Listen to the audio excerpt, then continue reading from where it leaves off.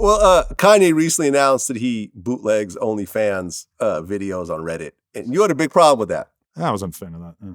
Right. Well, because your girl Right. makes most of her money off OnlyFans. Right. And then, we're going to talk about some OnlyFans stuff that you're working on in a minute. Right. But you had a problem with Kanye doing it. Right. Why? Well, I mean, really, at the end of the day, I don't give a shit because it's like the same way I feel about everybody else who's bootlegging OnlyFans content or whatever. I mean, it is what it is. It's like I downloaded a million fucking records illegally throughout my life. I downloaded a million TV shows illegally throughout my life. The difference is that it's like, I don't know how Kanye doesn't think the optics are bad on him as a literal billionaire sitting there talking about how he, basically like sneaks past the $10 paywall that most girls have on their OnlyFans, like how this makes him look good. It's like, it would be like me saying like, oh, Vlad, on the way here, I went to this fucking local corner store. Bro, I took like 10 Snickers bars, threw them in my back pocket. This fucking Indian dude, he's never going to know what hit him. Right. I got his ass. It's just like, once you get to a certain point in your life, I just feel like, are you really still like sneaking around to like, and also isn't this guy Christian? Wasn't he like anti-porn like 6 months ago?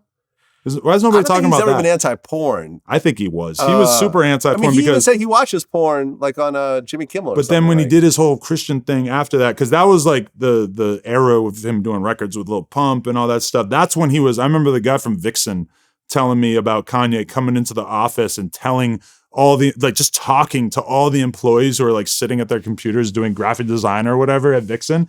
And he's just coming in there and talking like they're all there to see him. And like just basically saying that like I think he said this publicly, saying like your website saved my marriage. Like he said that to the guy from Vixen, which is a porn company for those who don't know. And like he was super pro porn then.